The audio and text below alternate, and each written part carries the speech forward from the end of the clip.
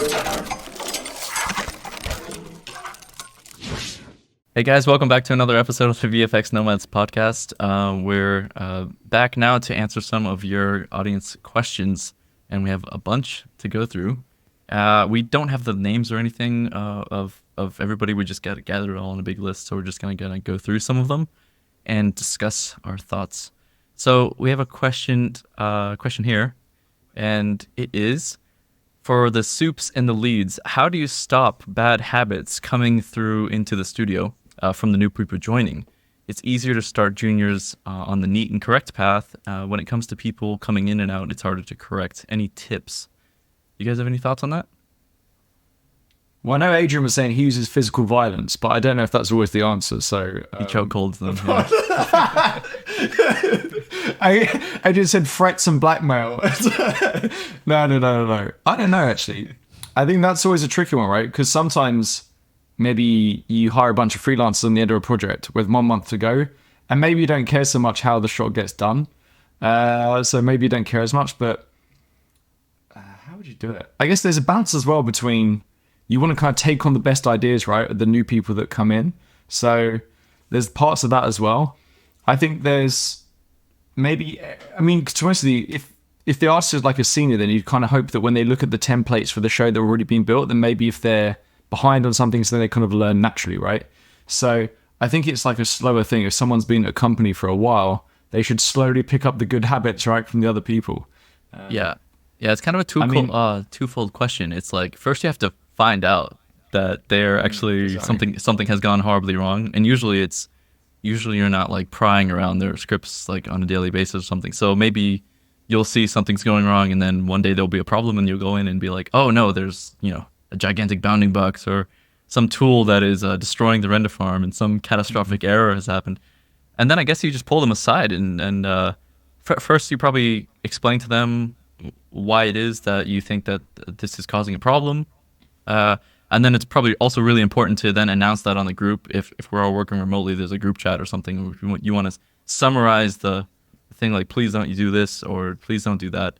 And for more important workflows, I guess, that you want to unify, I guess you would say that either beforehand or try to tell people that are starting like the kind of base workflows that you're doing on the show, or when you brief somebody on the shot or on your sequence or whatever, you kind of brief them up. But yeah, as Josh just said, you don't want to stop everything, because then you get rid of some ideas that might be good that come in too. Yeah, I see it kind of like driving rules in a country. Whenever you move to some place, like there's some super basic human rules that everyone should probably follow, like do not drive over people in the street or stuff like that. But at the same time, there's some not so basic and not so obvious stuff that each company kind of needs to try to establish a workflow and a way of working that everyone's agreeing on. And that's, I think, responsibility of the people that are in charge of a department or a team in general, to make sure that both people that are already in the company and people that come for a shorter period of time are able to follow. And for me, that's super, super important. Otherwise, like, if you're just not agreeing in the way of working, then you have a bad time sharing scripts, and sharing scripts is such an important part of our job anyway. Yeah, I don't know if sharing scripts is ever easy, but it can be made much harder if people aren't doing the same types of workflows or very unfamiliar kind of workflows and stuff. I mean, I think that's why templates are important, right? And I think at the moment, it can sometimes be hard as a lead to have the time to actually set up maybe like a template that's kind of unbreakable and things like this. So that's why templates can be useful, because it kind of at least constrains people to like a certain standard of working, if that makes sense. Yeah. Obviously, some companies you just go, right, okay, we'll do your thing, but yeah, it's tricky. It also really depends on the strategy for your company in general and your comp department, how you're tackling shots and sequences. And I've seen so many different configurations of stuff, and there's like companies where the only way you can work is if you really adhere to their pipeline and their comp rules and what has to go when. And there's other companies where kind of the ways of working are way more relaxed and more standardized for what you're doing as a student. And you really need to dial in what's the way of working in this place. So it really depends. In Orca, for example, like what I'm trying to do is have a critical mass, let's say, of people that work in a certain way and agree on that in a way that whenever there's like new freelancers or people joining the team, then there's a really high chance that they will be in touch with someone that works in the same way as everyone else. But that's really hard to achieve, I think, but still worth trying. I mean, I also think this is the reason why it's so important to change companies and see how other companies do things. Because you might be at a company where they say, no, this is wrong, and like, this is the wrong way to do it, right? And that actually may be incorrect in the first place. Like, it's crazy to me, like, even like the subtractive additive method, right, with CG. You go to some companies and they're like, no, you should never do it subtractive. And then other companies are like, no, don't do it additive because of this. It's and things aren't as black and white as that, you realize when you've been to a few companies. So, yeah, even then, you need to be able to kind of in a position where you can have the opinion and make your own opinion on like what is the correct way of doing things based on your background, and because you understand like underlying math of what's going on and things. Yeah. I might add that if you have like a mid or a senior or something making a template, like say they set up the shot and you're the supervisor or you're the lead, it might be good to set up almost like a quick tech check process just to make sure, like a first glance, like that there's not some major catastrophic thing going wrong. And then you could catch things there, and then everybody sort of learns like, oh, you know, it's a great template. I just saw a couple things here and there. That might be some way to prevent like a bad template to spread around and go everywhere, and everyone's then using bad methods. You don't want a red guard one in your nuke script. Have we talked about that before? If you don't know what that is, Google. I think we talked about it once. I think if you don't know about it, Google red guard one. It's we will need to figure out how to link here to that episode. Yeah. One thing I think that I like 90% of the times I talk to juniors, like this topic comes up. It's so important to develop your own filter for looking at stuff and seeing what's wrong and what's right, and looking at it with your own eyes. When I started and I was going to different like large facilities with huge experienced teams, I was at first under the impression that everything would be correct. And then moving from one place to a different place, then I realized even in the best teams with the best projects, like many things are incorrect.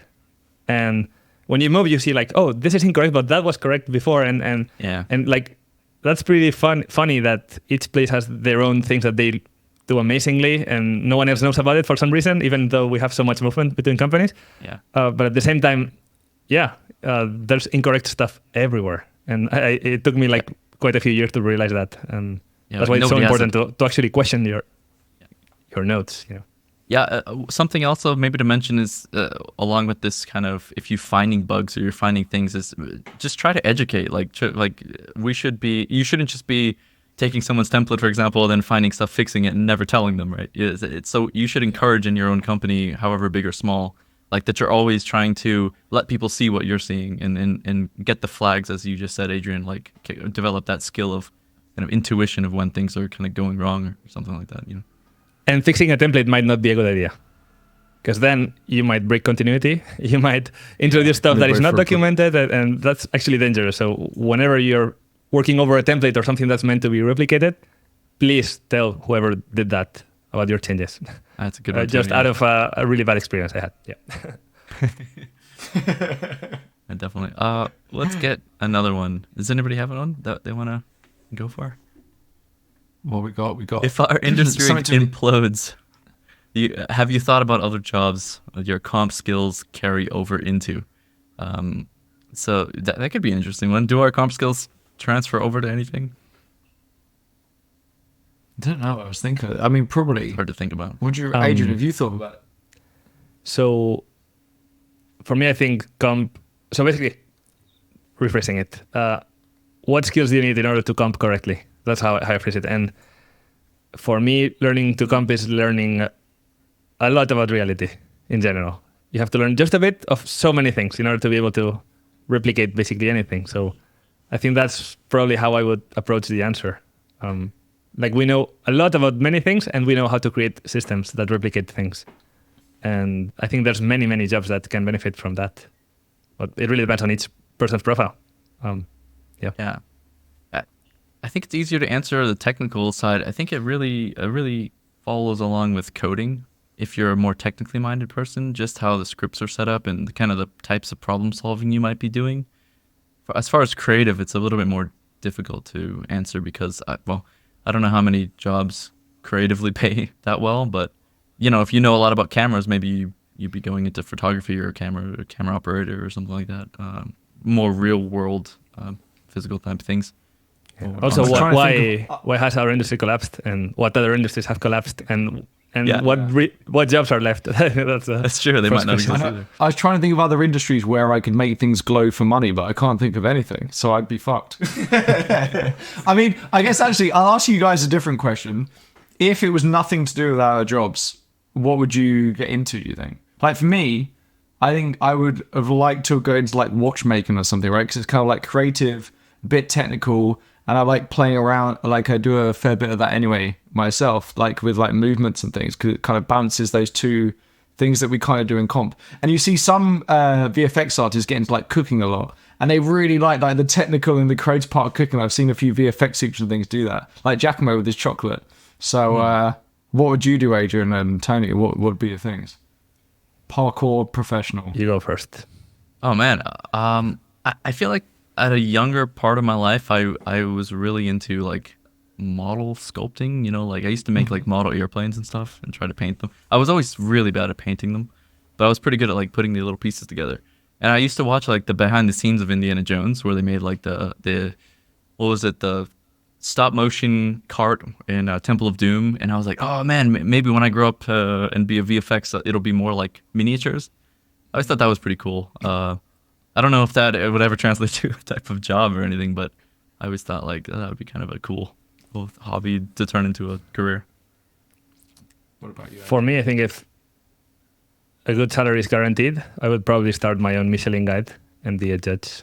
Whoa, you'd start your own Michelin guide? No, that's... You'd just be reviewing restaurants. You'd be like critique from Ratatouille. Having lunch at nice places is really satisfying. No, but actually being serious, I think probably either architect is something that I would really enjoy, just building things, making it neat and, shapes, geometries. I enjoy geometries and thinking of shapes and colors and light. So probably architecture, and way more possibly than normal architecture, I would probably go pretty deep into smart homes and automated stuff, like when you go in, something happens. And I'm just starting with the renovation of an apartment, and I'm going pretty deep into that right now. So yeah, I think that's pretty fun. There's a lot of things. Like I'm a really big fan of tiny homes. Like I'm subscribed to so many tiny home channels of how to like optimize a really small space, and you have all these kind of like the wall pulls out and it turns into another room. Like you Google like Hong Kong apartment like optimization or something, and some of that stuff really interests me. I feel like I could get really into that. What a surprise from the world's biggest bounding box optimizer. Yeah, I just like it's like the optimization That's space. Where, there you go, man. See, look, those are the comp skills that you could apply to architecture. Yeah. We don't need this much in the overscan in real life in this building. It's I feel like I often fall asleep to like people renovating like random objects too. Like I watched this guy like pull an old Vespa out of a lake or something, and then he renovates the Vespa. He like takes the whole thing apart, cleans every single part, and then like puts it together. It could be a watch, it could be like a gun that they found in the river or something, like a mechanic. It's like a restorer, engineering, right? Yeah. You just like take everything apart, clean every individual piece, and put it back together. Something about that just gives me satisfaction. Then create a PDF documenting it and upload to GitHub, and then you're Tony. The Mini Home Survival Toolkit by Tony Lyons. It's the new plugin. Yeah. What about you, Josh? I think mine would be the watchmaking thing, to be honest with you. You have to go to Switzerland for that, Josh. I met a girl that was doing that. Really? Yeah, I met a girl. I think it was in Finland or something like that. And I asked her like, oh, what does she do for a living? She was like, oh, I'm about to go to uni in Switzerland to make watches. And I didn't even know that was a thing, but she was gonna go like apprentice to like some grand watchmaker or something. I know, it's very like, but again, it's like, I think it'd be nice to do something actually like made with your hands, right? I think that's one thing I do miss with what we do. So yeah, probably something like that. Yeah. Which kind of, we all kind of talked about, like physical, building something, but physical, I guess, is what we all kind of mentioned there, I guess. So I met a guy at ILM who, actually I've met a few people that are really into farming, and they like go half and half a year they farm part of the year, and then they go work for basically to make more money, and then they go back to farming, and they just like to be working with their hands on the land and stuff. So I've met a few people that do that actually. Pretty cool. That is a pretty good one. You want to choose one, Adrian? You have any that you stand out to you? I don't have any apps open. I'm just following. Okay. Well, Josh, if you see one. Yeah, I've got one. So what do you expect of a junior? Is it, and I think like we might have talked about this previously, but I think it'd be good to go into maybe a bit of detail. It is obvious that they are new to professional work, so they'll need training, but what you deem fundamental knowledge, or to paint a clearer picture, what task would you give a junior and expect to be done mostly by themselves? And I think, by the way, whoever's listening to this, like, bear in mind that we're working on high-end film and TV. So what we're going to say would maybe be different in ads and things like this. So this is our experience in high-end film and TV. Yeah, that's a really good question, actually. I mean, I would expect them to know Nuke, as in the basics. Yeah. But you don't have to explain like where the file menu is and stuff, or like how to adjust your workspaces. So I would expect them to know like basic hotkeys and basic way to use at least the native nodes in Nuke. So that's like number one, I suppose. But I think that's a given, right? Like nowadays, the standard is like you need to do a shot basically straight away. I would argue. Would you expect them to know how to footage. roto? I was thinking of roto and paint. No, I don't care. I don't think. See, this is where me and you differ, right? We kind of like, because I don't think that you need to know roto prep necessarily. Like again, if you only had a limited amount of time, Yeah. I don't think roto prep is as important as it used to be, given how the industry is now.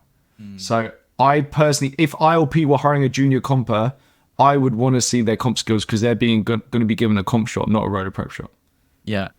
I think it's more about their attitude, really. It's more about like somebody who is has a good attitude, is hungry to learn, is a good listener, and is asking the right questions, engaging, and just keeping that, not getting pissed off every 5 minutes or not taking feedback very well.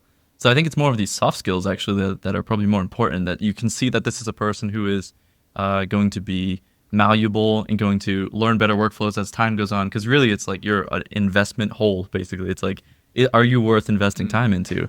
And you have to answer the question, yes. I am a good investment of you teaching me stuff. So. Yeah, that's literally where I was going. I think this job is mostly about learning, and it keeps being like that forever. So whatever you know, it's really important if it's stuff that will lay a base for you learning more stuff on top of that. And the only way you can keep being an active part and getting value in a company is if you're a nice person that is good to be around. So for me, that's crucial. I actually train like people for a year trying to get them to work if it all goes well. And then I have like 4 generations or 5 generations of people right now that started as juniors. And for me, number one requisite, and I'm also always talking about that, is nothing. We don't want to see transformers on your reel. We don't want to see anything super complex. Can you stick to the basics? Can you know what the basics are and be comfortable with that and with the fact that you don't know much and you're going to learn a lot and you're asking questions, and you need to be a person that is able to be in a team and take feedback and keep learning. So for me, the most important is literally what you were mentioning. So be eager to learn, basically, and also, having that ego under control, especially when you start. It's hard to contain it sometimes. Yeah, I mean the whole thing. Maybe I could mention that, like, we know that a junior is gonna make mistakes. Like, everyone knows that, and you're not expected to be perfect, and you're expected actually to make mistakes. That's not even, a part of the equation here. The question is what you do once the mistake has been found. Are you the type of person? Do you keep making the same mistake over again? Do you keep asking the same question? You didn't write it down. You didn't learn from the previous time. Are you eager to find things out yourself? Are you researching stuff for yourself before you ask the question and coming with an informed question? These types of things. It's like we know the mistakes are going to be made. It's more of what happens after that, I think. And the reason why that's so important, which I think a lot of people don't realize, is when you're a junior in the industry, there won't be like a training scheme that you're on. like the reason why that it's so important that as a junior you're proactive and you're wanting to learn is because it will be learning on the job, and it's down to you to go, oh, like I struggled a bit here with the key, let me mess my lead, or let me open up another senior comp's script and see how they tackle this problem, and then see what they've done. And oh, I don't understand this. So I think that's why it's so important to have that attitude, because it's up to you basically. Like your progression in the industry is mainly up to you. And yes, companies will actually it's less about companies and more the artists within those companies will kind of naturally take you under their wing and all this kind of thing, but it's not a legit training scheme with week 1 you get given, because you've got to generate shots, right? Like and as Tony said, like yes, you're expected as a junior to make mistakes and you're paid accordingly. Like you will be paid less than a senior because you may be a bit slower than a senior and you're not doing the trickier shots, etc. So it's fine, but I think all the stuff we're saying here is great, right? But at the end of the day, you still want to see a show that's good. That, as Adrian said, like you understand the basics. Like, can you do a key? Can you put it on a background? Can you match 2 things together? So it's like all of that stuff. You still need to be quite a good comper at the moment, I'd say, to get a junior role, if that makes sense. Do you think that even the entry level has the bar has been raised of what you need to know? Yes. Like, yeah, definitely. Yeah, I probably agree with that. Yeah. I think there's a great point that you just mentioned, Josh. I think there's quite a fine balance to strike there for a junior. And from my, at least, experience in the juniors that have the best feedback in Orca are not the ones that are constantly asking questions. And they're not the ones that do not ask questions. It's the ones that are, it's like, okay, this person, whenever there's a challenge, that person is actually trying to solve it. And then it's coming up with solutions. And if that is not easy, then that person goes and asks whoever needs to be asked. But it's not like, okay, I don't know how to do this. I need help. And then you're just stopping and not even trying. And the other extreme is as bad, which is, okay, I'm just trying to fix this for 4 days and then I don't let anyone know that I'm late with this shot. And actually not being able to ask for feedback is actually even worse. So there's like that balance there, I think. Like knowing your limits almost, like knowing at what point I need to start seeking help, I suppose. Yeah, but actually first do like a quick effort. Just try to solve it, try to learn. And if you're a junior and you're getting paid as a junior, you're probably not having 1,000 assignments per day. So you probably have the time to spend 30 minutes looking for a solution, learning. And then you can ask, but then at least it's a sign of respect having tried to understand it first. So I've got kind of a funny story along these lines. When I was in Shanghai, I don't know if you know anything about China, but that like YouTube is blocked there, and all this, like all the internet that we kind of know is blocked. And there was only one computer in the whole building, which was the one that people do CineSyncs on, which was located in like the cinema room. So one day I needed to look up how to do like position world pass, because it was a long time ago and it wasn't that like as standardized as it is. But I knew it kind of existed. I think there was kind of like the District 9 stuff going on. And so one day I got off of my desk and I was like, I don't know how to do this. So I had to go search the only computer in the building, which was in the cinema room, to access YouTube, to go find like the District 9 video or whatever, to go figure out how to do this thing. And like the owner of the company, or like the VFX group or whatever, he like walked into the key and he was like, hey, what are you doing in here? He thought I was like watching a movie or something. And I'm like, oh, I have to figure this out. And I don't, but I didn't ask anybody. I just asked them, hey, where's that computer? It was like going to the library or something, you know? But it was funny. It was like, they had never heard of somebody just walking over this computer to watch a tutorial. And then I went back to my desk and but it wasn't on my same computer. So I had to like take a bunch of notes, like take about shit that didn't work and then go back. Tony, I'm not going to lie, man. I thought you'd sold out and this was a NordVPN advert then. I thought I thought you'd sold out. And luckily with Enter Tony 12 in there, so you can watch tutorials in China. Oh man, I wish that was available at the time. But yeah, but that's, I guess the point is like, I would assume that's the kind of initiative that you want. And once you imagine like you find this guy and you think he's watching a movie, but instead he's actually like doing research by himself.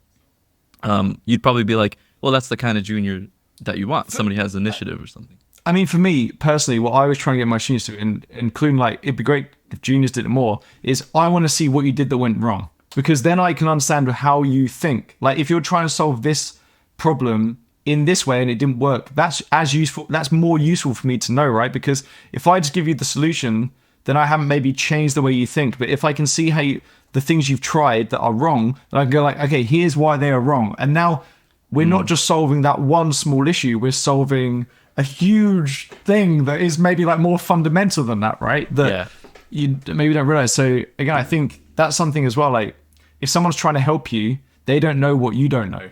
So, but they can figure that out if it's like, hey, I've tried these 5 things. I went on YouTube. I found 2 tutorials that would say this, this, and this. And then your lead or something can go, look, okay, here's why these are wrong and here's the way I do it. Yeah. And the moment you go through that effort, you're basically preparing your brain for whenever that information comes, it will fit right in and stay there. Yeah. Exactly. And they were going to reference like some of those techniques that you already know. Maybe you like missed something along the way, but you already know like 90% of the technique or something. You just missed that one thing. By not solving it, you're actually connecting the dots of the void in your head. And then whenever the rest comes, it's like, oh, okay, now I suddenly get it. Yeah. That's the only way to get there, actually. I've actually experienced that very recently because I'm trying to learn... Because Trickster, you guys released a bunch of awesome tutorials. And who's the guy who's like crazy technical and mathsy? I can't remember Adrian. AL? Oh, yeah. Yeah. Oh, my God. It's and anyway, I'm getting back into the sine, tan, cos stuff and dot products and all sorts. It's like inspired me to get back into that. And it's like understanding that the like sine of an angle is like the ratio between, and it's just a ratio between like how big this number, like edges of a right angle triangle. It's like, oh yeah, I get it now. It's like, okay, that makes sense. And it's just it's amazing how a complicated subject can become really digestible with the right person showing you, what you're relating the terms and stuff to you. So it's and really a fuck ton of chat GPT. So it happens. I heard it's so good asking it stuff. Somebody online called it chat jippity the other day, and I can't stop calling it chat jippity. No, it's forever. It's gonna be known as chat jippity. We have a question for Josh. So nobody else. Yeah, can I saw answer. this one. I've got no idea why. But answered away. I'm the voice of the VFX industry. Tony. No, you have to answer Ask me only this Josh. question. How do you see the VFX industry today? And do you think that the industry is it taking a slowdown, and is it possible to come back to where it is before? Josh, answer the question for all of us. There's a lot of pressure. What do you think, Josh? I mean, okay, I think we should all answer this, obviously. Yeah. But my point of view, I was thinking about this earlier, and my point of view is this: I don't know I don't know many people or anyone really in the industry, right? Maybe you guys know someone, but let me know who thought that after COVID there'd be a massive boom. Did you see any companies predicting that? No, I didn't see anyone, because they would have hired up way in advance. They thought it was going to be like it is the last year. Perfect. They thought it was so with that in mind, then, if none of us predicted that, then I can't tell you crap about the future, right? Like, because I would have been able to predict that. So but the rough thing I'd say is it looks like at the moment things are going to go up a bit, but it's not going to be as busy as post-COVID. But again, I didn't predict the COVID boom, so who's to know, right? Yeah. I think it's looking busier than it's going to be now. That's all I can say. How about you guys? Yeah, I don't think it's we're definitely at the low part of it, and possibly even ramping slightly back up from some of the projects being greenlit. So it will go up. The question is, will it go up as much as it was before? I think it was too inflated before. Actually, I think at some point we couldn't find people to fill the slots that we needed, basically. So that's when it's kind of a hard topic to talk about, but you essentially, if you can't find anybody to fill the roles, you have to start lowering standards, actually, and maybe hiring juniors and people starting out, which is really good for them. But when there's not as much work, the opposite, right? The last person to get hired is going to be a new starter or junior or something like that. So then you pick from the best of the bucket that you have. So that's probably where the pressure is going to come in for people that were juniors at that time. Will they end up getting the job again?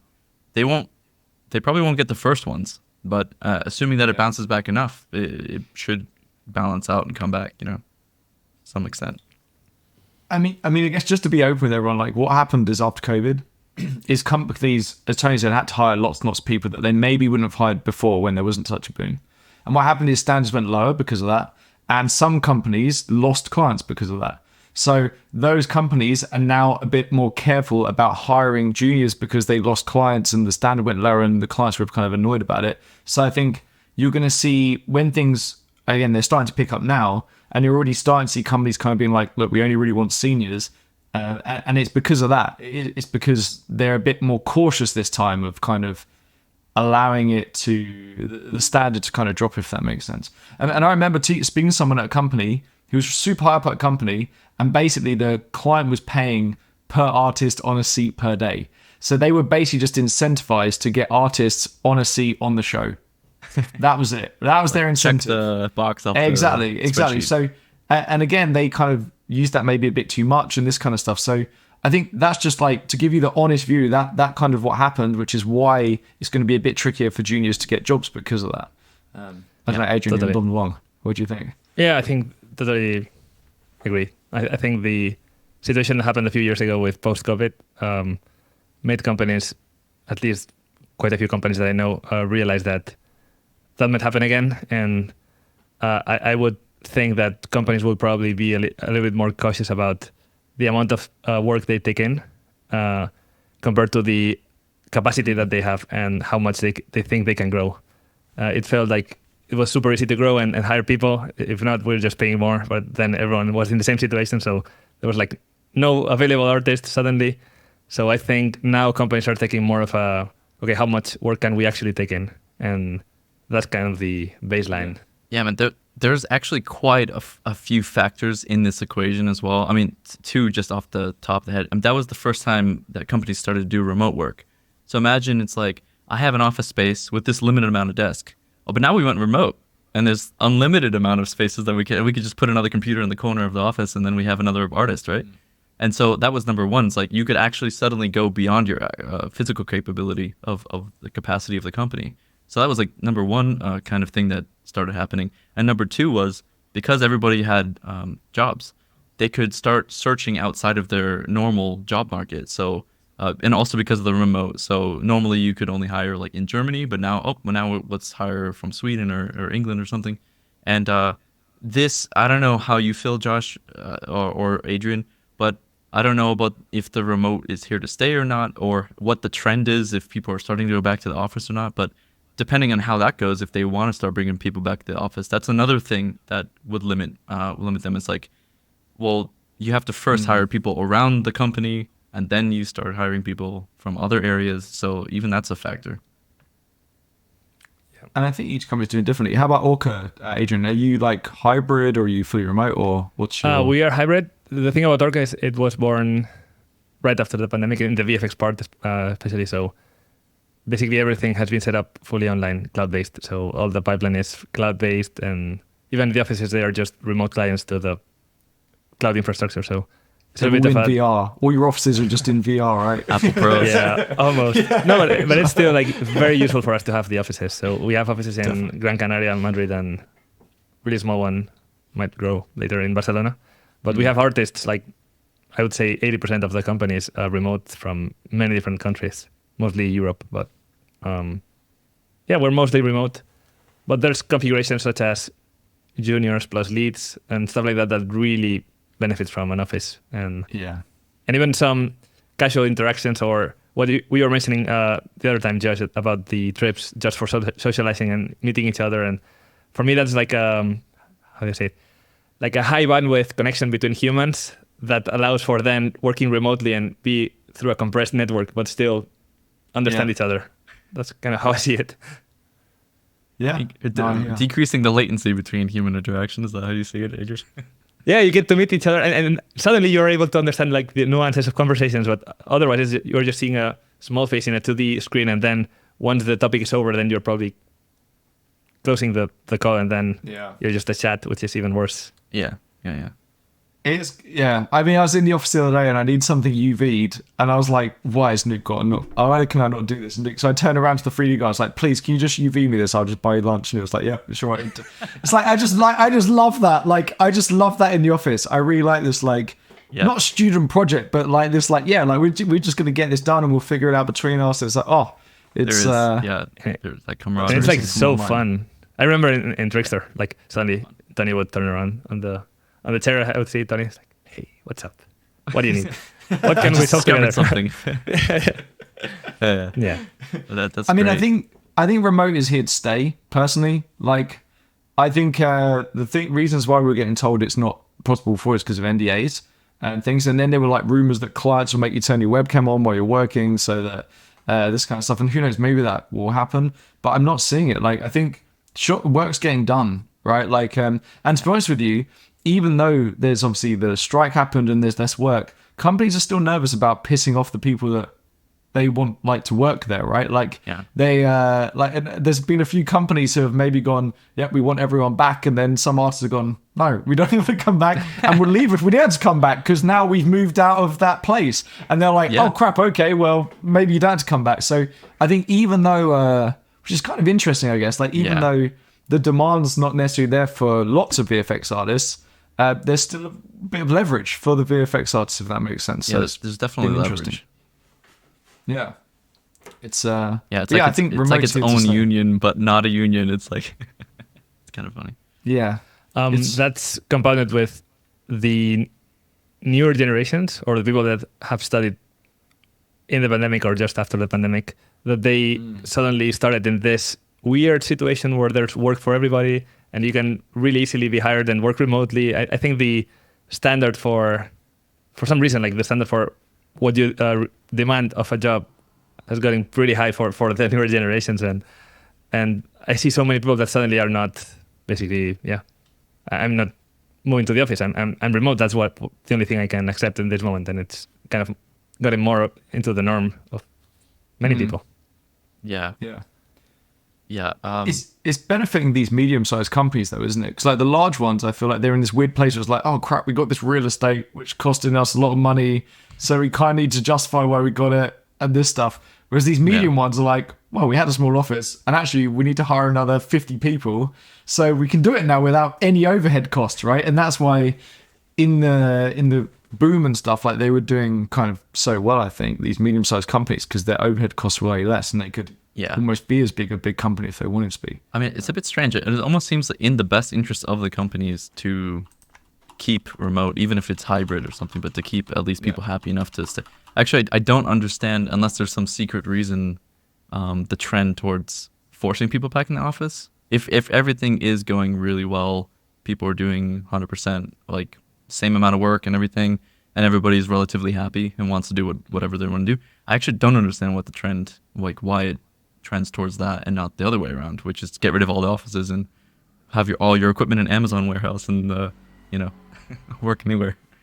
Yeah, it's a balance. I know RLP, they're kind of treating their offices more as like and they're being designed as such, like especially the London office, like, hey, like this is a place to not meet the team, but like it's more like a team thing, if that makes sense. These sit down with headphones on and get the job done. It's maybe they just suit a different space or something, right? Like in regards to this type of thing.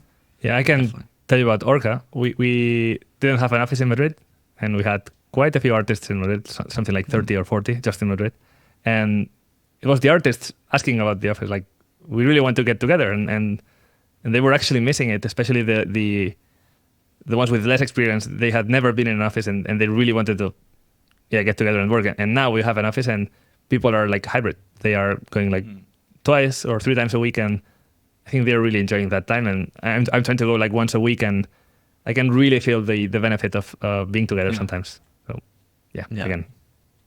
At least in some form, right? At least once a week or every couple of weeks or something, like getting that regular human interaction with the team, it's kind of like grounds you back with them, I think. Definitely. Josh, do you want to read that really long, that nice story? Yeah. So this is a good one. So I'll go for it. So the company I just left was the first one I worked for. It was a positive experience for the first year and a half. However, this past year, their attitude seemed to switch entirely. They'd give me shots that are outside of my skill level and be angry when I struggled to complete them. They'd be incredibly short or sarcastic if I asked for clarification, notes, or briefs from a client, making it difficult to approach them when I actually needed help. Obviously, the first option would be talking to them about it, and that is something me and others have tried, but nothing's changed.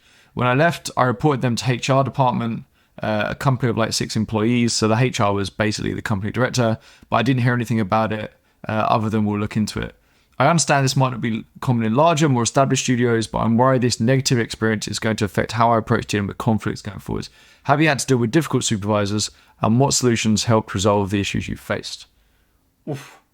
Right, it's a long one. I mean, if I'm getting the essence right, it's like everything was going good, and then suddenly something changed, and I don't know if that something is that there's a new supervisor, or suddenly he was in a bad mood, or so whatever, and then things started going to shit, and then they kind of complained a little bit, and it wasn't getting fixed. So then they left, and they're worried that might be like a pandemic of bad supervisors everywhere. And I guess he's sort of asking like, what do you do about that situation? So I guess it depends on the person. I mean, if somebody's giving you shit and they're your superior, I think he made the right move of like trying to get HR like, hey, you know, this person's giving me trouble. And if they don't, I mean, sometimes you just get stuck with somebody above you, and if he felt like or she felt like they needed to leave the company because of that, I mean, you should never let it like affect your mental health or like be so angry at work that you don't want to go in and stuff. So I just hope that it doesn't happen too often in their career. They would have to have that happen again, but I think they did the right moves there. I mean, some people are just dicks, right? So I'd say, you can do as much as you can. Like, it sounds like they did literally everything. It's, so I don't know what else they could have done, really. Yeah. I mean, I think they've done most of stuff. I mean, for me personally, problem? Sorry, go for it. I was going to ask, is this a common problem? Do you think you see this a lot of just like somebody constantly giving you a hard time and not having a way out? Much. Maybe I've had it on a show or two where like, yeah, I've noticed maybe like that the soup's stressed, if that makes sense, and they've just been a bit shorter than they normally would. But I don't think that's the case here, to be honest with you, reading it. So yeah, I think it's a few things, right? Like, again, some people are just dicks, like, and you shouldn't blame yourself if you've tried a few things, and maybe this is why it's beneficial to ask people in other companies, because you can say, oh, is it the same there and there? And like, you can work out whether it's you who's doing something wrong or maybe the other person that's doing something wrong. From reading this, it just seems like, again, the soup was just maybe stressed or being a bit of a knob, but basically, like, I don't really know. And again, talking to HR, I think is exactly what you should be doing. Generally, I'm going to be honest with you, in my experience, if people are supervisors, HR can't really touch them. So I don't know if it's quite hard to actually make a difference, if that makes sense. Like, generally, if that person, if they're a suit, maybe they've been at the company for like 10 years or 15 years, HR can't do anything on them, basically, at that point, right? Like, I think you just got to move company. Adrian, or team. Notes, what do you think? Or team. Yeah, I mean, from my experience, I've had a huge luck with supervisors. I've had people like Giacomo and stuff, and people like that, but I still had a few situations that I did not enjoy, and they were related to this message that we received. And at least in my case, I mean, we're talking about human interaction. It can be in many different forms, but at least in the ones I faced, I relate that to ego, to insecurity, and that person trying to basically step on the others for basically self-protection in some way. That was the cases I found, and there were at least 2 or 3. And I actually solved those cases every single time in the same way. What worked for me in that case was basically, number one, face it directly, like meaning ask that person, show respect for that person. In a way, I'm just an artist. I really would like to learn from you and understand why I'm doing this wrong. Please let me know. Plus, really explaining my reasons very thoroughly, so that person can see that I'm actually trying to understand and try to basically improve. And both times, at least that I can think of, that really helped, and that completely shifted that person. That's only in the case that you can actually face a person that has a good intention, and they're just for some reason like protected by their ego and not, able to work in a different way. For other stuff where you're just not understanding each other, that also worked for me, but in a different situation. Like, okay, very happy. I'm just the happiest person in the company. And then I'm leaving the company completely happy and all is good, but I'm just not stepping there anymore. And that's completely normal. Like, good thing in this industry is you have many different projects and companies and places in the hubs at least to work. So yeah. I would say that at least in mid-sized or even larger companies, like one person in the hierarchy above you is not enough to like leave the entire company, because they're so compartmentalized. Like you might not even see or work with half the people that are working in the company, and it's if you're having a problem with one specific person, you could just go to HR and say, I don't really want to work with this person again, if it's possible. And, I like this other team better. And if there's ever another show, just put me on the other team. Or, there's people that like avoid each other in companies like the plague, So I would say you could, work something out where like you're not directly like under that person or something. Or just as a new film comes up, it's probably going to be another team with a different set of management and stuff. So at a 6-person company, it's probably better just to leave the company and go to it's hard to avoid. I mean, something I'd say as well with this is like, I think remote work has made this kind of thing even trickier, because you feel like I'm the only one that they're being like that to, and I'm dealing with it alone. You maybe don't see the context of, if you're in an office, maybe they're being just a bigger dick to like the coordinator, right, or the production or the rest of the team. And I think being remote, you don't necessarily get a sense of that, so you feel like, wow, they're just doing it to me. So I think if you are remote, ask everyone else, like, oh, are you feeling like, not to say like exactly like, is this person being a dick, but like, are you feeling like they're just kind of being a bit off or something the second part of the year, just to see if it's, again, because you don't want to be fooling yourself, right? Like maybe there is something you're doing and you could do better, but I think asking other people just to see if there's anything that they're seeing as well, like that's the same, would be the way to go. And then the next thing as well is in regards to them giving you shots outside the skill level and then be angry when you struggle to not complete them. For me, what this sounds like is the studio's taken on tough shots that they haven't hired the team necessarily to do those shots, and the supervisor's stressed out about it, and that's why they're being like that. For me, that's what that reads like. They haven't maybe kind of like hired the right seniority level of team to tackle the shots they've been given, and the supervisor is stressed. Or maybe even the supervisor was promised, right, a senior team, let's say, and then when they bid the shots and then she hasn't got the senior team, right, and now they're stressed out and they're taken out on you, and actually they're annoyed at the coordinator or production person or the HR person you talk to about that, right? Like it's so hard to kind of like read this whole thing, right? And I think just something I bear in mind with all this is like, you don't necessarily know the history that's gone. And something I like to do when I'm in this situation is like, again, this isn't necessarily true, but I always like to think like, if I had been given that position with like, again, just make up the story like, oh, they've bid the shot and they weren't given the team, I would probably be acting very similarly to them. Now, okay, if I was in that situation, how would I like my team to act? And it's not like necessarily the truth. Like, again, they could just be being a dick, but at least it gives you kind of like some sort of empathy for them, so that it doesn't seem so personal, if that makes sense.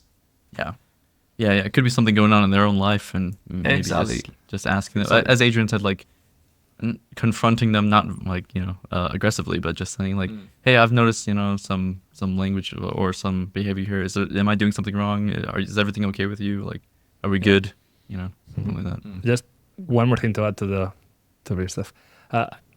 I mean, in the end, we are all humans, and it's not just the VFX industry. It's like an industry with humans working, and each human is completely different and really complex. So there's so much to learn about than just how to lead with supervisors. But at the same time, something I've noticed, and I might be completely mistaken in this, but I think there's people that both persons being completely nice and completely normal, for some reason they cannot sync to each other, and they're in a different frequency. And that happened to me with colleagues or supervisors. That is like, I can generally say that this is a nice person and they are working nicely, but I just don't find the way to communicate correctly to this person. For some reason, it's just we're in a different frequency, and I just don't know how to change that. And that happened to me with not many times, maybe 3 people in my whole career or something like that. But that actually happened. It's like, that's a pretty nice person. I just don't know how to treat it, Yeah, it's kind of like asking, like, how do I be friends with everybody? It's like very impossible. You can't. You just. I guess just. Sorry, Tony. No, I was just gonna say you have to eventually you have to get the job done and like work together, right? It's like, so you have to put your differences aside and get the goal done. Yeah, all I was gonna say is like, I was teaching a guy once. I think it was in Brazil, and he was a junior comper, and his team would get a bit annoyed at him about kind of like stuff. And actually figured out what it was, and this helped him. And it may have been the situation here as well. So like, what was happening is he felt like he couldn't say no to production. So they'd give him shots, and he'd be like, yeah, okay, yeah, I can do that. And the production was like, oh, could you just get this done by next day on these 2 shots? He'd be like, yep, okay.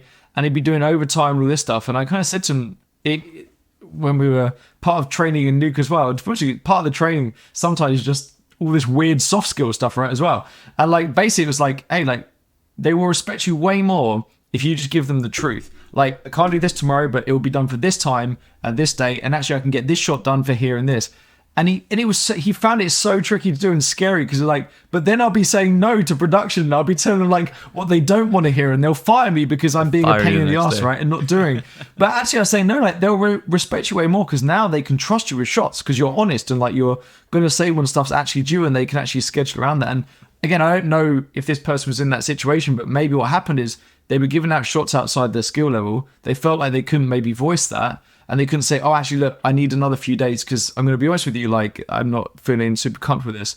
And then maybe the reason why people were angry is because they couldn't get stuff done on time. They weren't flagging it early, right? And again, that's still not a reason to get angry and be a dick, but that can also sometimes happen. I think juniors sometimes feel in a position where actually it's like, no, I need to just say yes to everything, but actually it's the opposite. A good senior, by the way, what I generally find the difference between a junior and senior is a senior will actually go, look, if you want that to be done, I need an extra day. Like that's what we'll do. And a junior will be like, yeah, I'll get it done. And then all the work slowly shifts to the senior because the senior gets it done quicker and we're honest. Whereas a junior will get it done slower and they'll lie and say they're going to get it done quicker. It's like the opposite, if that makes sense. Yeah. It's the junior over promises and under delivers, and the senior under promises and over delivers. Basically, it's That's one of the funniest ways to answer, like, how do you know if you're a senior? Is like, you're not afraid to say no to production.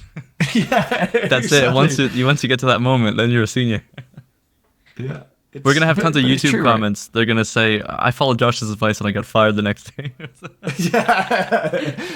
This shot is going to take me a year to write it. I can't do that. You want that lens flare on that? Oof, that's... It's funny, actually. I used to give a talk that was about that a little bit. About how kind of like... Let's say you've got something you think it's going to take you a day. It's much better to say a day and a half or 2 days.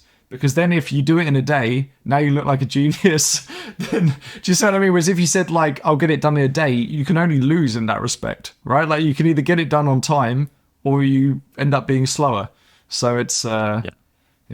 Yeah, or you do it in a day and then you make it perfect in the rest of time that you have. Exactly. Exactly. So, yeah. Yeah, I would just add, it's generally not bad to not be afraid to say you don't know how to do something. Especially for juniors, like it's completely fine to say I don't know how to do this. Oh yeah, absolutely. Even as a senior, it's like, how are we doing this? Should it be obvious? And that conversation should happen, and that's not a bad sign of an artist, I think. Yeah, definitely. All right, I think that might be all the time we have for the questions, and hopefully we got a large chunk of them. I still see there's a bunch left, but we can always do another one at some other point. It's all right. G said he'd answer all the rest, I think. G's going to do a solo live session. So what do you think, G? Well, G, I think... G's going to do a reaction video to this video. And Exactly. Yeah, I want to know his answer to what he would do without this industry. I mean, I know the answer is surf. His would be amazing. Surf. Yeah. Surf.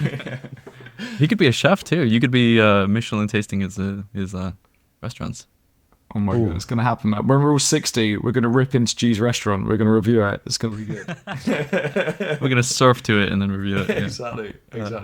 Cool. Well, thanks for being here. Hopefully, we answered some questions to not a bad state. We'll answer the rest later, and we'll send out another Q&A questionnaire or whatever. Yeah, please throw more questions our way. It's super fun to and thank you so much for submitting them. They're really great questions, actually, and they're really thoughtful. And it's fun to talk about this kind of stuff. So thank you very much for submitting it. Another thing as well, right, is like even if we're not doing a Q&A and we don't post about it, like still feel free to just drop us these kind of questions, right? Because it's otherwise we go on weird ramblings about things, or I do anyway. So the more we can have these kind of like questions, the better. So yeah, just please feel free to reach out. Super useful. All right. See you next time, guys. See everybody. Bye.